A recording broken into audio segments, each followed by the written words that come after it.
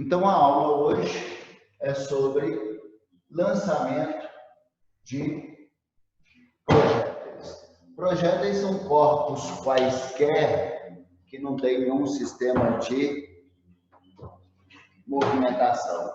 Ele tem que ser arremessado. Uma pedra, uma bala de revólver, né? Uma caneta que é jogada para cima aqui, são os nossos projéteis que nós vamos lançar, que nós vamos arremessar. Então, são objetos que vão ser arremessados no espaço e aí ele vai ficar um certo tempo sem contato com objeto algum. Na verdade, sem contato com nada, porque a gente acaba desprezando a resistência do ar para analisar esses tipos de situações, tá? Essa é a parte da cinemática que aquele aluno que tenta trabalhar mais com fórmula, ele começa a ter dificuldade pra caramba, porque a gente vai trabalhar aqui com dois movimentos, muitas vezes nos lançamentos a gente trabalha com dois movimentos simultaneamente. Então a análise agora, ela vai ficar um pouquinho mais complexa, mas é muito a mesma coisa que a gente já discutiu dentro de cinemática. Então, vamos lá. Quando a gente fala de lançamentos, nós temos três tipos de lançamentos. Lançamento vertical, lançamento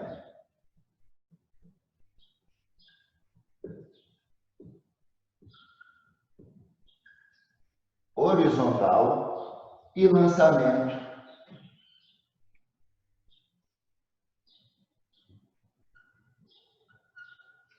oblíquo, tá? Esses tipos de lançamento se diferem pela forma como o corpo vai ter o seu movimento inicialmente, para onde vai estar a sua velocidade inicialmente. Um lançamento vertical é um lançamento em que eu pego um corpo e dou a velocidade inicialmente para ele na vertical. Lançamento horizontal é um tipo de lançamento que a velocidade do corpo inicialmente vai estar na horizontal.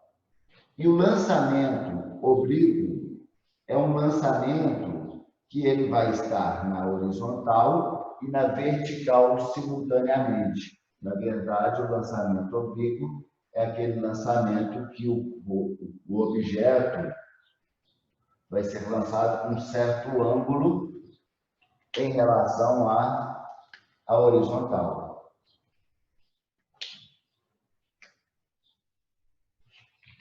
E esses são os três lançamentos de projéteis que a gente vai analisar na natureza. Então, o lançamento vertical é aquele lançamento que eu pego o objeto inicialmente com velocidade dele na vertical.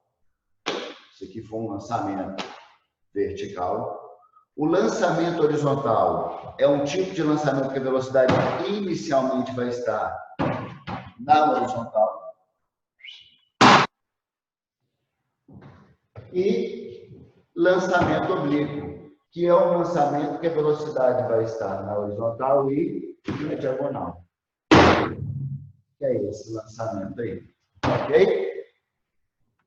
Então, o primeiro lançamento que a gente vai estudar e analisar é o lançamento mais simples de todos, inclusive a gente já discutiu em movimentos uniformemente variáveis, que é o lançamento vertical. Então, vamos lá no nosso primeiro lançamento, que é o lançamento vertical. Depois a gente trabalha com o horizontal e, por fim, o oblíquo.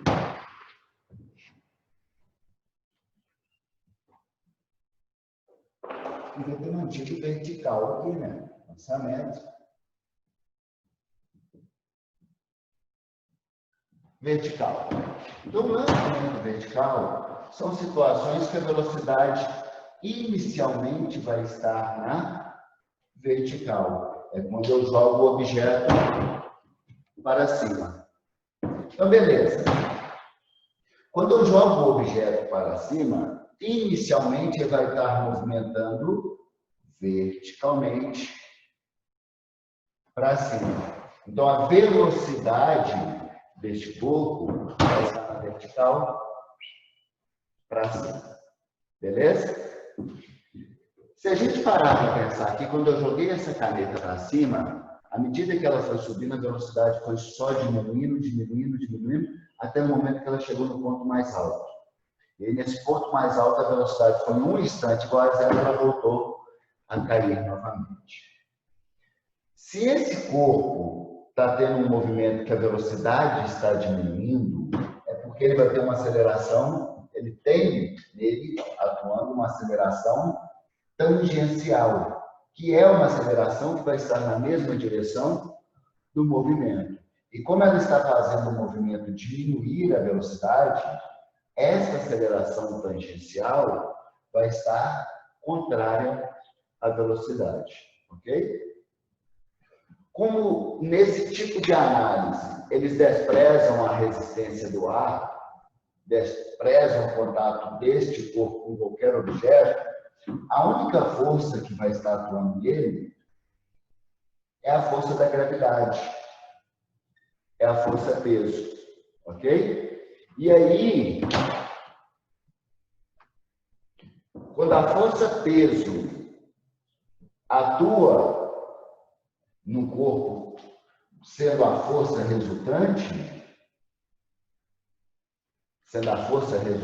aqui, a aceleração gerada pela força é chamada de aceleração da gravidade.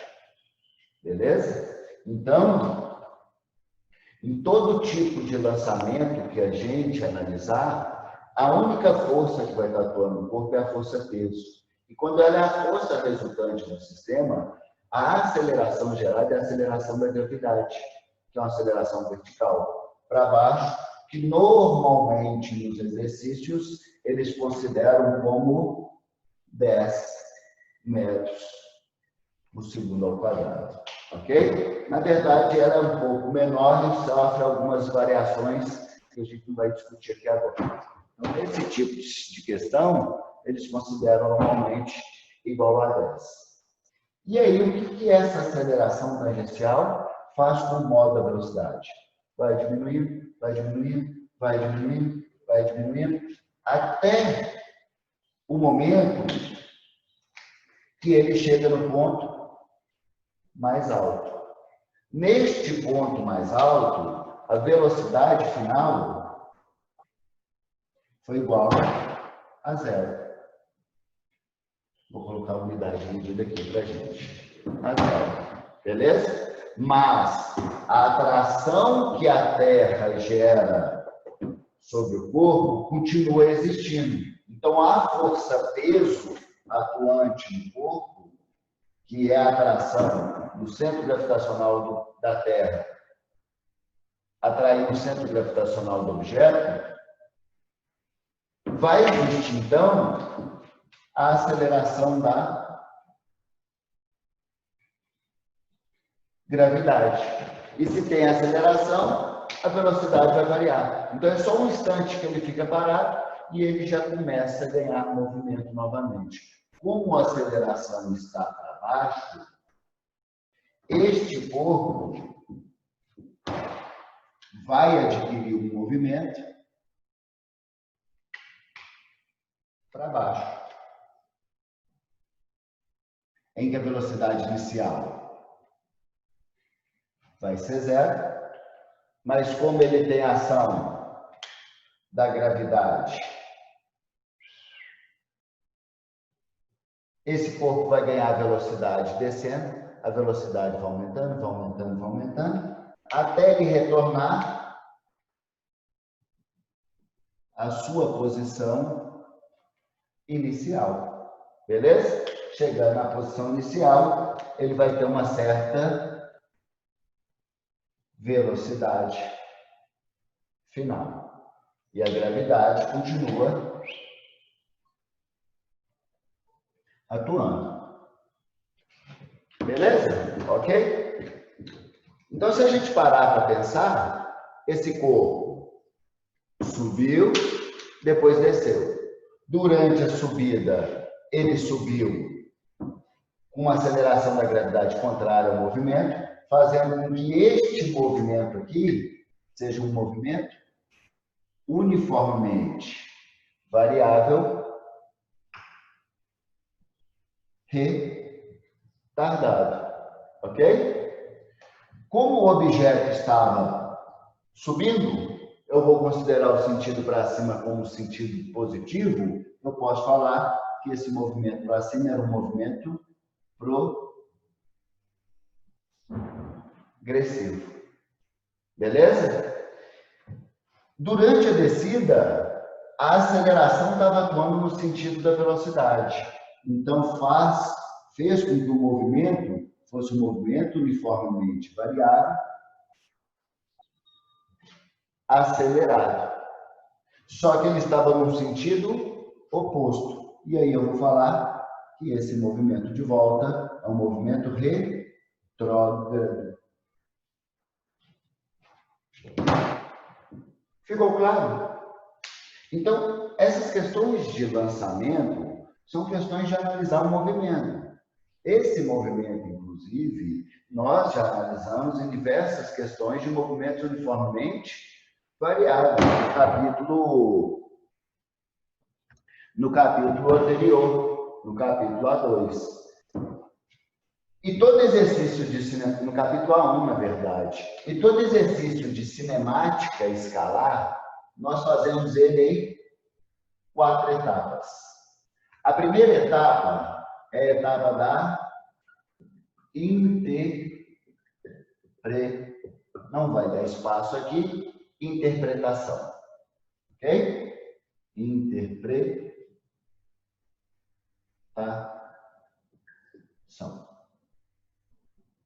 Que é onde a gente vai enxergar o que está acontecendo, colocando as grandezas que descrevem o movimento para entender a situação. Aqui ainda falta a gente observar que se eu estou analisando um movimento vertical em que a posição que ele sai é a posição que ele retorna, a distância que ele vai movimentar durante a subida vai ser exatamente a distância que ele vai movimentar durante a descida. Sim? Então, as distâncias percorridas durante o movimento progressivo e durante o movimento retrógrado vai ser exatamente a mesma altura de movimentação. Ok? Então, legal. Quando a gente faz a interpretação, eu sempre disse para vocês que a gente tem que colocar o vetor velocidade, o vetor do movimento, na interpretação da situação, e o vetor da aceleração, que é com eles que eu consigo fazer a minha segunda etapa, que é a etapa da classificação. A etapa de classificação é a etapa que eu vou definir cada tipo de movimento, cada movimento que está acontecendo durante a situação analisada. Então, eu só consegui determinar que aqui é um movimento em que a velocidade varia, então a aceleração tangencial. Varia de forma linear, porque essa aceleração da gravidade ela é constante. Então, é um movimento uniformemente variável. Como eu vi que a aceleração estava contrária à velocidade, vai ser um movimento retardado. Beleza? Como eu vi que teve inversão de sentido da velocidade, vai ter hora de um movimento progressivo, hora do movimento retrógrado. Como eu vi que na queda a aceleração e a velocidade estavam para baixo, então a velocidade inverteu de sentido, o movimento passou a ser retrógrado, mas a velocidade passou a estar no sentido da aceleração. Isso fez com que o movimento continuasse sendo uniformemente variável, mas passou a ser acelerado. Ok? Então, nós já fizemos aqui as 2 etapas de desenvolvimento de qualquer exercício que a gente faz cinemática escalar. Primeira, interpretação, interpretamos o que estava acontecendo, classificamos o movimento. Terceira etapa, eu falo que é a etapa da organização.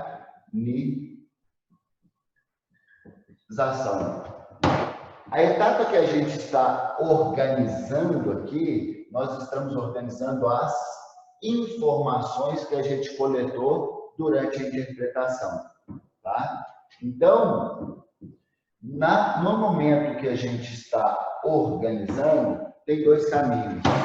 Ou eu organizo as informações a partir das relações de equações, ou aqui na cinemática a gente vai analisar, que é o nosso caso, organizar as informações no gráfico, que é uma outra forma de apresentar uma função. Qual o gráfico mesmo? Velocidade por tempo. E essa aqui vai ser a etapa que a gente vai desenvolver de raciocínio aqui agora. Então, vamos lá. No gráfico de velocidade por tempo, que vai representar este movimento que está acontecendo, eu vou ter no eixo Y velocidade e no eixo X eu vou ter tempo. Eu vou colocar aqui o eixo Y com uma região positiva e uma região negativa. Por que eu vou colocar na representação gráfica aqui do movimento? Eu venho até aqui. Beleza. Por que na hora que eu fui representar o movimento aqui, no gráfico, eu deixei no eixo Y, que trata da velocidade, uma região positiva e uma região negativa? Alguém quer participar? Opina aí. Por que eu coloquei e não coloquei só um gráfico com Y acima do eixo X, né? Se eu coloquei aqui região positiva e negativa, eu estou falando que eu tenho velocidade positiva e velocidade negativa. Quando eu tenho uma velocidade negativa, é que a velocidade inverteu de sentido, que foi o que aconteceu. Então, na representação gráfica deste movimento, eu vou precisar de região de velocidade positiva e negativa. Então, vamos lá. No tempo zero, que foi o momento em que eu arremessei essa caneta para cima. Essa caneta tinha alguma velocidade inicial? Tinha. Ela tinha uma velocidade inicial. E essa velocidade, ela foi só o quê? Diminuindo ao longo do tempo. Por que ela foi diminuindo ao longo do tempo? Porque tinha uma aceleração contrária à velocidade. Ela vai diminuir até quando? Até chegar a zero. Então, quando ela chegar no tempo de subida total, quando ela gastar todo o tempo para subir, a velocidade final vai ser igual a zero. Então, se eu marcar aqui o tempo de subida, a velocidade vai ser igual a zero.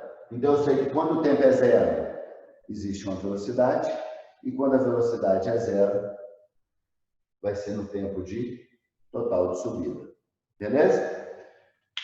Como que eu vou ligar esses dois pontos? Uma relação linear. Nessa relação linear aqui, essa inclinação ela é constante, porque a inclinação no gráfico de velocidade por tempo representa a nossa aceleração, que é a aceleração da gravidade. Beleza? Tanto é que neste momento aqui, a velocidade está o quê? Positiva, que está acima do eixo Y.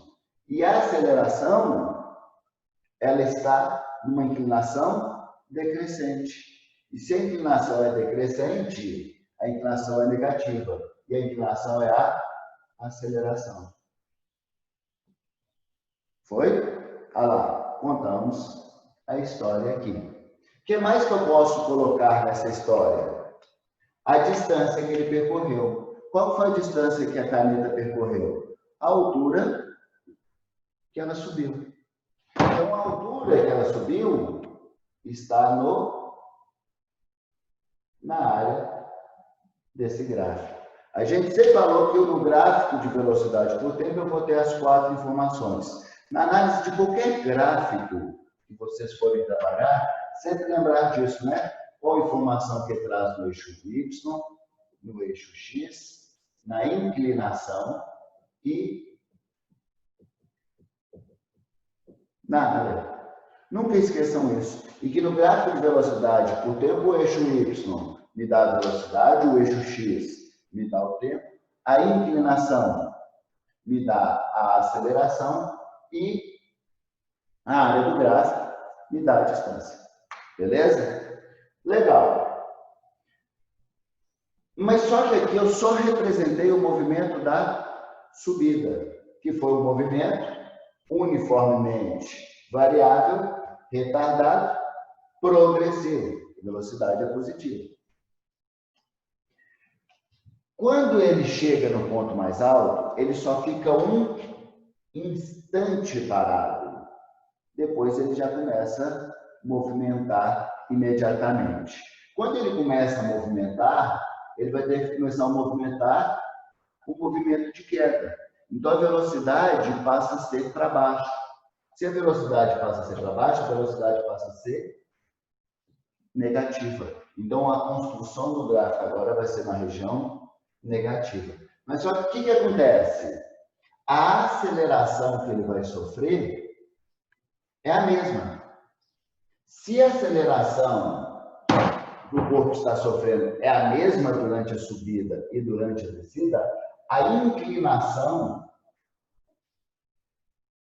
desse gráfico vai ter que continuar sendo a mesma. Foi? E aí a velocidade vai aumentando, e quando ela vai aumentando aqui o módulo, né? Vai aumentando o módulo da velocidade. Se a aceleração da gravidade é 10 metros por segundo ao quadrado, se esse corpo caiu um segundo, a velocidade vai de 0 a 10 metros por segundo. Se cair mais um segundo, vai de 10 metros por segundo até 20 metros por segundo, e a velocidade foi aumentando em módulo. Legal. Até chegar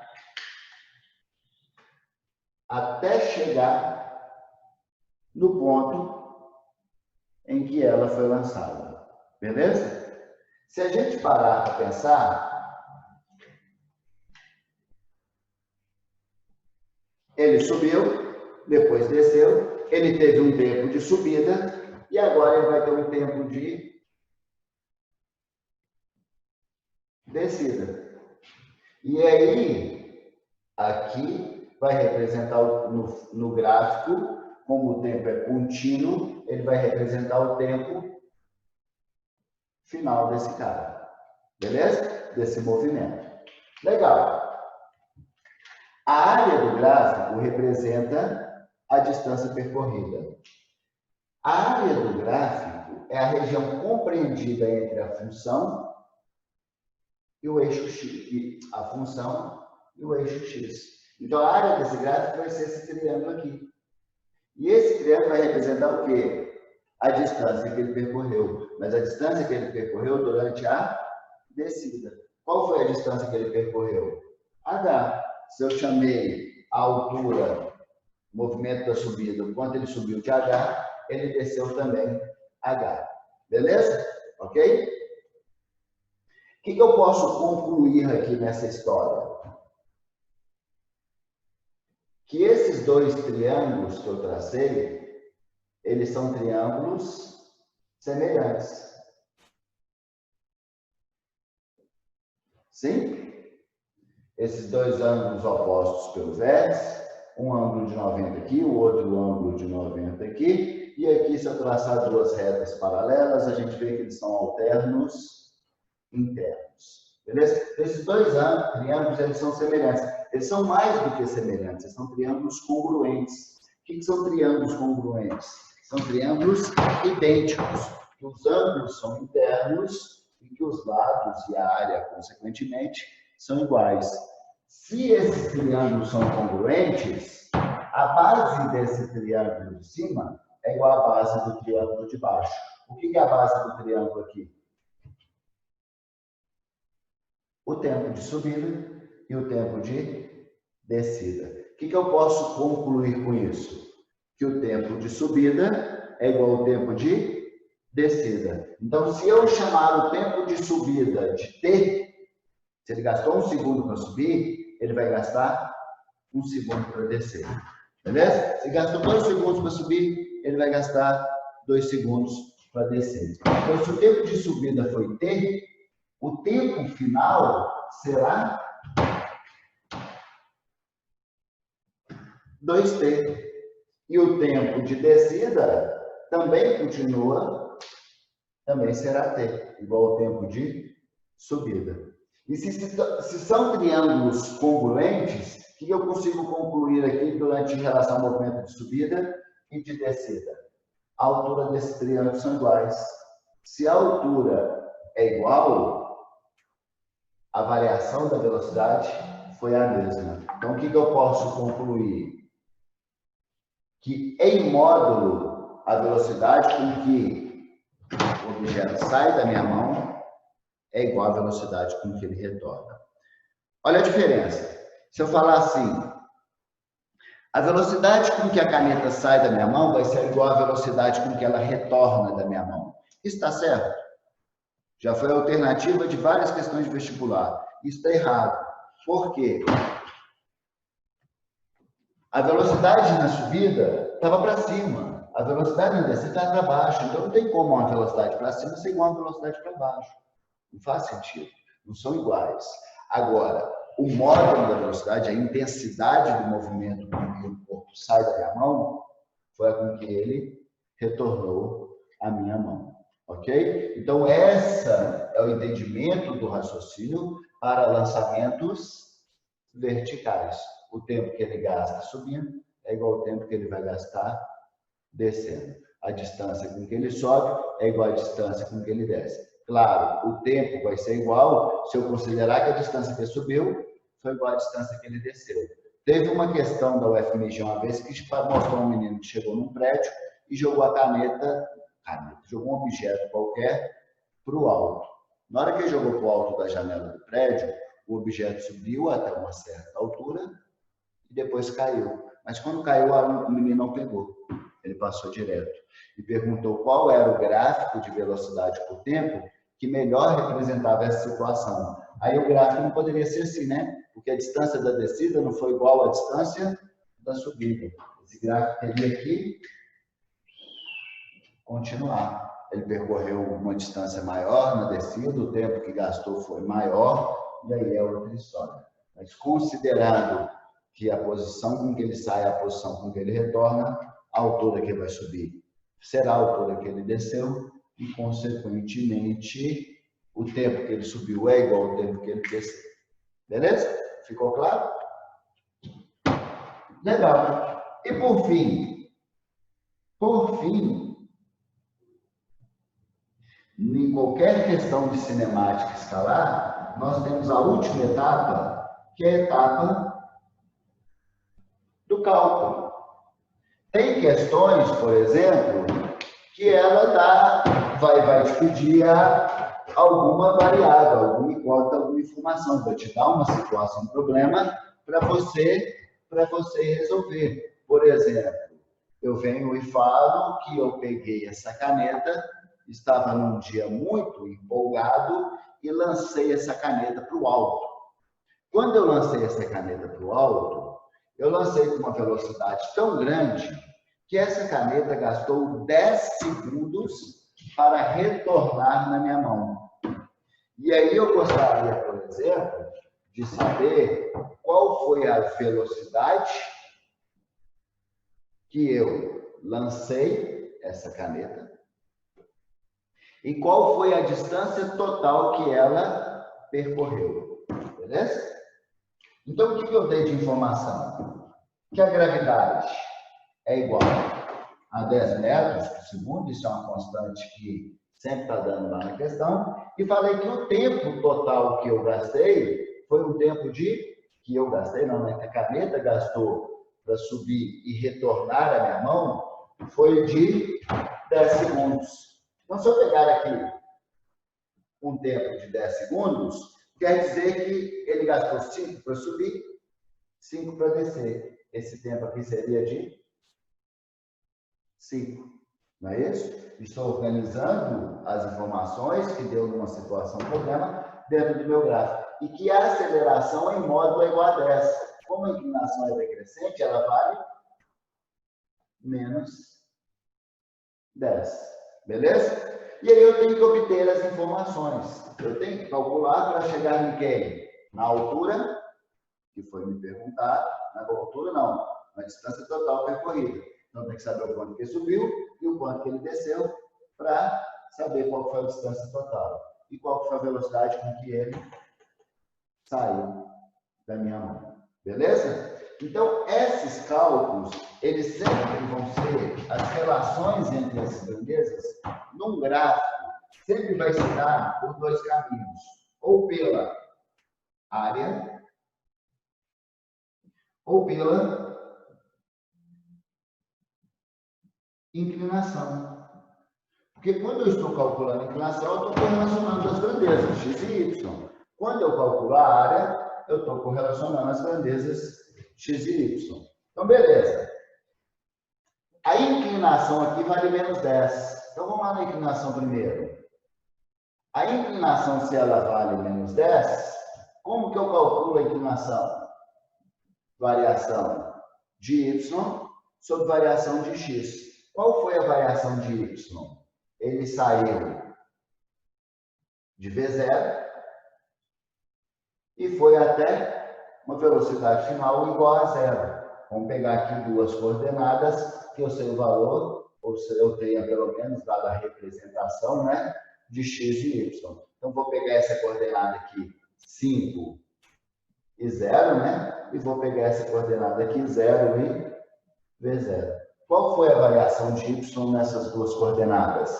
A variação de y aqui foi 0 e V0. 0 foi o final, V0 inicial. Então, vou ter que menos 10 é igual a 0 menos V0 sobre a variação de x, que é quanto? 5 menos 0. Beleza? 5 menos 0, 5. Passo para o outro lado multiplicando, menos 50. Menos 50 é igual a menos V0, porque 0 menos V0. Então, eu vou ter que V0 é igual a 50 metros por segundo. Rolou? Beleza? Então, eu peguei essa caneta e joguei a 50 metros por segundo para o alto. Beleza? E aí, se ela for jogada a 50 metros por segundo, faz sentido? Se está sob uma aceleração de 10 metros por segundo ao quadrado, isso quer dizer que cada segundo que passar, a velocidade vai variar em 10 metros por segundo. Estava 50. Passou um segundo, foi para 40. Mais um segundo para 30 metros por segundo. Mais um segundo, 20. Mais um segundo, 10. Mais um segundo, 0. Em 5 segundos, a velocidade foi de 50 até 0 metros por segundo. Beleza? Legal. E a área do gráfico aqui? A área do gráfico vai me dar a altura. Vou colocar aqui mais em cima. A área do gráfico vai me dar a altura percorrida. Se eu calcular esse triângulo aqui. E aí, esse triângulo, como é que é a área de triângulo? Base vezes a altura dividido por 2. A base é 5. A base aqui é 5. A altura é de 0 até V0. V0 a gente já viu que é quanto? 50. Então, a altura é 50 dividido por 2. 5 vezes 50, 250 dividido por 2, 125 metros. Resposta do meu questionamento: velocidade inicial, 50 metros por segundo a velocidade com que ele saiu da minha mão. 50 metros por segundo. Beleza? Velocidade com que vai retornar na minha mão, menos 50 metros por segundo. Tempo que gastou subindo, 5 segundos. Tempo que gastou descendo, 5 segundos. Tempo total, 10 segundos. Distância que percorreu na subida, 125 metros. Distância que percorreu na descida, 125 metros. Distância total percorrida, 250 metros. Rolou? Ficou claro? Então, isso que são os lançamentos verticais. Então, lançamento vertical é um movimento retilíneo uniformemente variável. Vai ter um momento de subida retardado, um momento de descida acelerado. Beleza? Tranquilo? O resto é a mesmíssima coisa que a gente fez em cinemática escalar. Então, todo exercício de cinemática escalar, vocês vão fazer por esse caminho, beleza? Interpretar a situação, classificar o movimento, interpretar e colocar os vetores de velocidade, o vetor de aceleração, se tiver distância e tempo. Essas 4 grandezas. Classificar o movimento, organizar as informações no gráfico, porque é no gráfico que eu vou correlacionar as